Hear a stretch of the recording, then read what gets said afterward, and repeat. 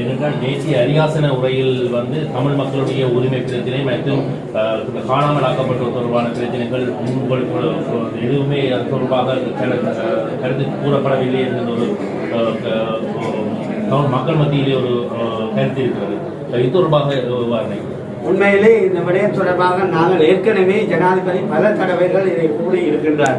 அதாவது காணாமல் ஆக்கப்பட்ட ஒரு விடயம் அல்லது தமிழ் மக்கள் தொடர்பான விடயம் ஏற்கனவே இருக்கின்ற பிரச்சனைகள் தொடர்பான விடயங்கள் தொடர்பாக ஏற்கனவே அவர் கூறியிருந்தார்.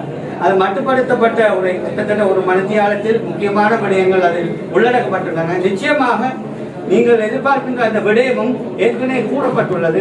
நிச்சயமாக படிப்படியாக அதற்குரிய முஸ்தீபுகள் இடம்பெறும், நடைபெறும்.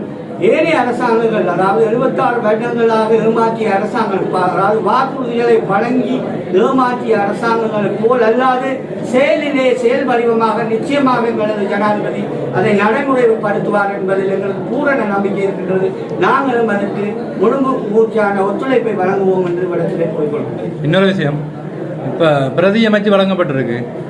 அபிவிருத்தி குழு சார்ந்த முடிவுகளை பிரதி அமைச்சு எடுக்கக்கூடிய அதிகாரம் வழங்கப்பட்டிருக்கு அவருக்கு. என்னென்று சொன்னால், முதலாவது நீங்கள் அறிந்து கொள்ள வேண்டும், முற்று முழுதான புதிய அரசியல் கலாச்சாரம். இங்கு பிரதி அமைச்சரோ அல்லது மாவட்ட அபிவிருத்தி குழு தலைவருக்கு என்ற அதிகாரங்கள் என்பது வெறும் லேபல் மட்டத்திலே தான் இருக்கு. நிச்சயமாக இது ஒட்டுமொத்தமான மாவட்ட அபிவிருத்தி குழு கட்டமைப்பிலான முடிவுகள் தான் இங்கு எடுக்கப்படும். அந்த குழுவின் முன்மொழிகின்ற விடயங்கள் தான் அங்கு நடைமுறைப்படுத்தப்படும். நிச்சயமாக சில வேளைகளிலே தனிப்பட்ட ரீதியான முடிவுகள் எடுப்பதற்கு யாருக்குமே சந்தர்ப்பம் வழங்கப்பட மாட்டாது.